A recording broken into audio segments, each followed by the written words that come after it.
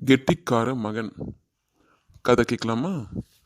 தன் மகனை அழைத்த தந்தை, நாம் இருவருமே இனிமேல் தவறு செய்யக்கூடாது. யார் எந்த தவறு செய்தாலும் அதற்கு அபராதமாக இந்த உண்டியலில் ₹1 போட வேண்டும். அப்படி சேரும் தொகையை கோயிலுக்கு தந்துவிட வேண்டும் என்றார். மகனும் இதற்கு ஒப்புக்கொண்டான்.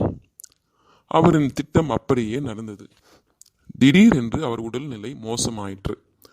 உண்டியலில் இருந்த பணத்தை எல்லாம் கோவிலுக்கு தந்துவிட்டு மருத்துவமனையில் சேர்ந்தார். மகனை பார்த்து, நான் இல்லாத போதும் இந்த பழக்கத்தை விட்டு விடாதே. ஒரு தவறுக்கு ₹1 உண்டியலில் போட்டுவிடு என்றார். மருத்துவமனையில் 3 மாதம் தங்கிய அவர் வீடு திரும்பினார். உண்டியலை திறந்து பார்த்தார். அதில் ஒரே ₹1 தான் இருந்தது. மகிழ்ச்சி அடைந்த அவர் தன் மகனை அழைத்தார். இந்த 3 மாதங்களில் ஒரே ஒரு தவறு தான் செய்தாயா என்று கேட்டார். இல்லையப்பா, உண்டியலில் ₹300 பணம் சேர்ந்தது என்றான் அவன். அந்த பணத்தை கோவிலுக்கு தந்து விட்டாயா என்று கேட்டார். அப்பா, உண்டியலை திறந்து அந்த பணத்தை நானே எடுத்துக்கொண்டேன்.